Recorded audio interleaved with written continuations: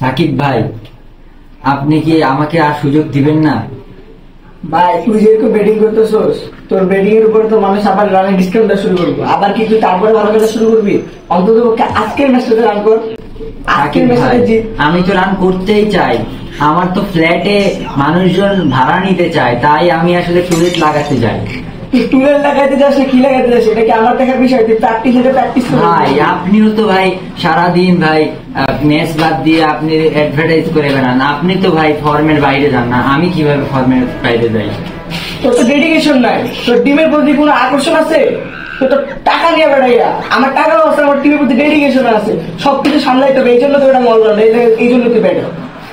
ভাই আমিও তো চাই কিছু রান করতে, ভাই আমাকে কিছু রান করার সুযোগ দেন ভাই। যা, তোকে আজকে ওপেনারে নামাইতেছি, কালকে টাইমে পরে নাম। তুই আজকে দেখি কত রান করে আসিস। যা আজকে আজকে আমি ভাই ফাটিয়ে দিব ভাই। আর তুই আবার এসে পিছনে স্কুল শট খেলতে যে আবার আউট হবে নাকি? তারপর তিনবার তো জিম্বাবে যেতে আউট হয়েছে। না না ভাই, এবার আমি আর খেলবোই না স্কুল শট, এবার আমি খেলবো ডাউন দ্য ট্র্যাকে শট খেলবো। ডাউন দ্য ট্র্যাকে তো তালি টাইমে আউট হয়, তুই আবার তালি টাইমে আউট হবে নাকি? না না না, আমি আউট হবো না ভাই। আউট হলে কিন্তু পরের ম্যাচটা তুই বাদ। শান্তর বলে দেবো তোকে একদম বাদ দেওয়া দেওয়ার জন্য। হাতুড়ি সিং কিন্তু আমার কথা চলে, বুঝিস? ওকে ভাই, ওকে ওকে। আজকে কিন্তু